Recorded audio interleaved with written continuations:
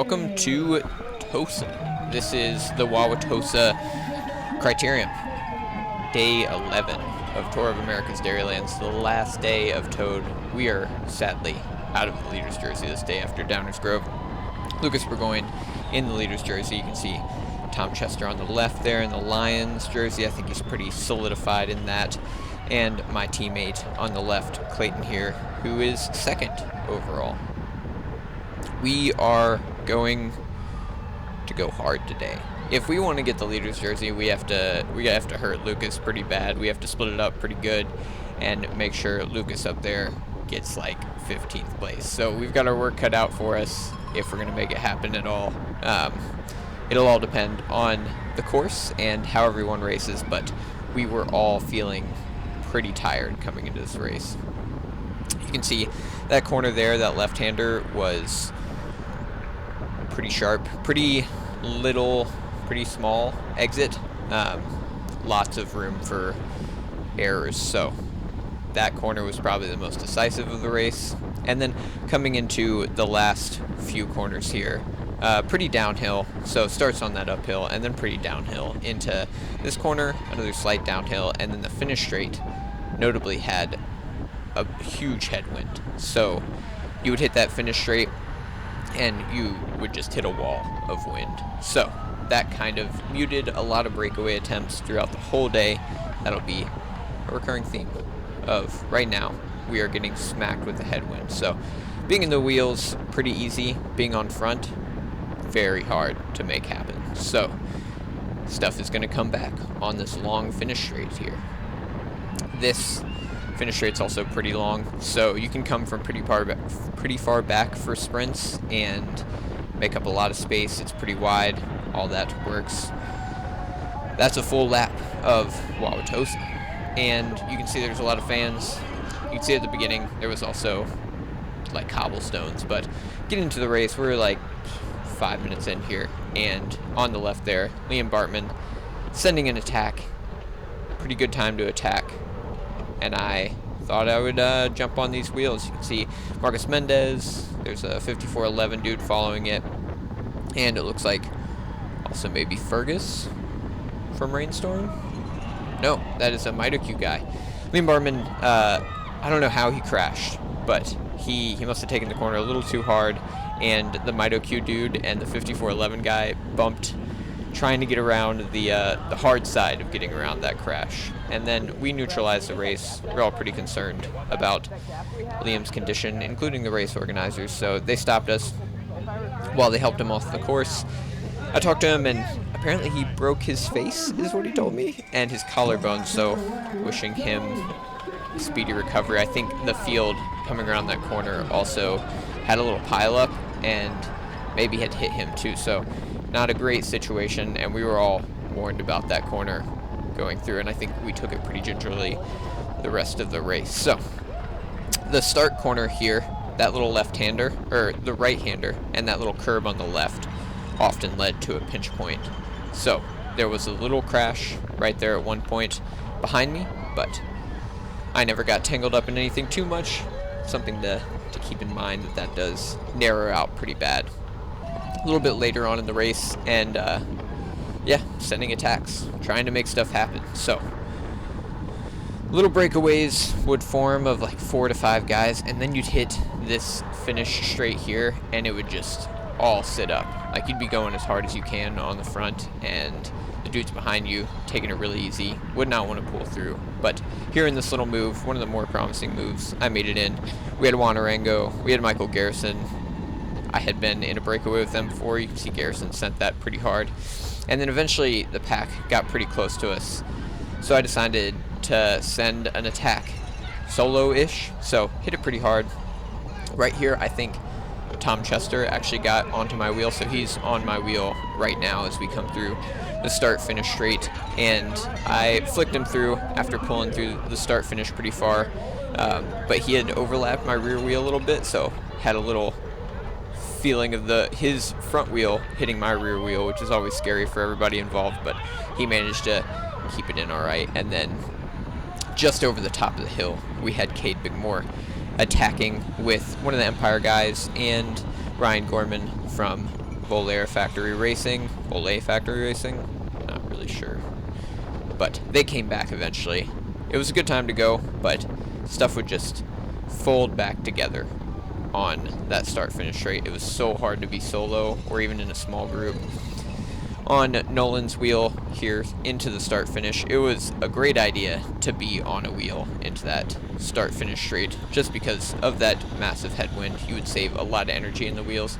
So I knew kind of if a breakaway had to happen, you'd have to get a good gap into that section, and the field was going to have to be pretty tired.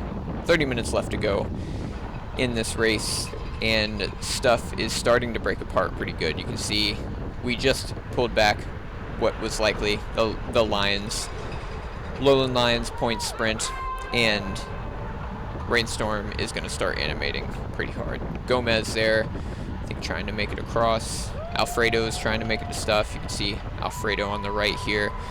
5411 dudes sending stuff pretty hard up this hill, and I'm just trying to patrol the front and grab onto wheels as much as possible.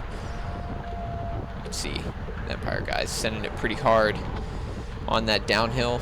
Sending it into the downhill was a good idea. A lot of people, I mean, the whole field was going pretty fast on that slight uphill part, but into the downhill, oftentimes you could get a little more gap, make a little more space, but into this section, it was just so fast that breakaways would have to fight a lot of wind compared to the field, which could just roll a little bit better momentum. I rolled around that New Zealand guy. He had been in the break with me in Cedarburg, and I knew he was a very strong finisher and not to underestimate him all. So I hit it pretty hard around him to make sure he was still working, even trying to be in the wheels. 20 minutes to go in the race, and Wanarango and I were in a small little breakaway. Eventually got pulled back around the next lap, and then Fergus Arthur sent a pretty good attack through that field, just able to follow through pretty easily though.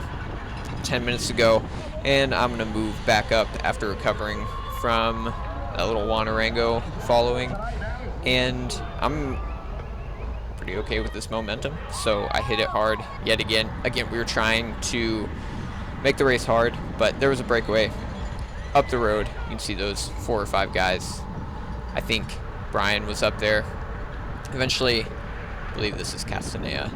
He came through, sat on the front, just kind of chilled out, and that allowed for a really good counterattack of Fergus over there. Eventually, Gomez got pulled back in. I think they just kept attacking him, and Danny was having a chat with him, saying, "I thought you were up there, Gomez," and he said, "They attacked me." And now you can see Danny on my left, right behind Gomez.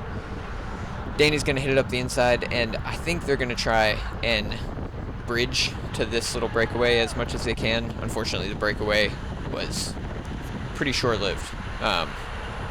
They would hit either this fast section or the start-finish straight and just kind of sit up. Eventually, we got 2 laps to go here, and I am trying to recover from those other moves that I made, but notably, I am almost 40 wheels back with 2 laps to go on this pretty technical course, so I'm going to have my work cut out for me. Moving up, trying to get up to Clayton and maybe help him as much as I can get into that leader's jersey. He hasn't been doing too much. He followed a few moves, but hopefully he can put some on Lucas. So we got a little pass counter in the bottom. See how many people I can pass in these last 3 minutes. Already up to 2-ish guys through the first 4 corners here. I thought this was kind of fun to do because I am scrambling right now to get into a little better position for this sprint. I have my overall to think about. Not that I'm going to make money, but mainly trying to help Clayton up here. So I was on Gomez's wheel for a good bit of that downhill straight. Now we're up to 8 dudes past Wanarango, right there on the left, and that Mustang's dude on the left sent that corner pretty well. Took the full road for sure into 1 lap to go on the start finish here. Brian on the left making up pretty good spots. Wanarango on my left as well. I'm going to follow this Mido Q guy on the right. Hopefully we can make up some spots here already up to 10 dudes passed in 1 lap. So that's not terrible for the last 2 laps, which are almost a sprint for this race. So we've been going pretty hard for these last few laps here. Into this little straight, you can see Rainstorm up on the front, Ferg pulling off at the end there, trying to get their train together. They are on the front super early, especially knowing this headwind finish. They're going to have to keep some guys in there. I think they were hoping just to stretch it out, but everybody was able to stay on pretty well. Might should have sent a dude early and hope that would work, but they are holding up the front pretty well. I think Lucas was like, yeah, you can see him right there, 10th, 12th wheel coming into the last few corners. I've passed 17 dudes, including guys pulling off the Rainstorm train. Still counts though. And Josh Anderson on my right there, sending this little corner with the bump in it. Get past what is probably Para on the left. Jump past this Hot Tubes guy. Right behind Gabe Mendez. And we are essentially sprinting for this last corner. I'm not going too hard because I know you can make up a lot of spots in this headwind finish. You see Josh right in front of me. Was going to send that corner a little harder, but ran out of space pretty quickly. Had to hit brakes, lose a little momentum. Tends to be the way that I sprint, is just losing momentum into the last corner. So we open it up. Lucas Burgoyne back there in 12th, comes around the outside. Excellent time to do it. And there's a slight gap into the finish here, but I'm just going to keep hitting it as hard as I can into the finish.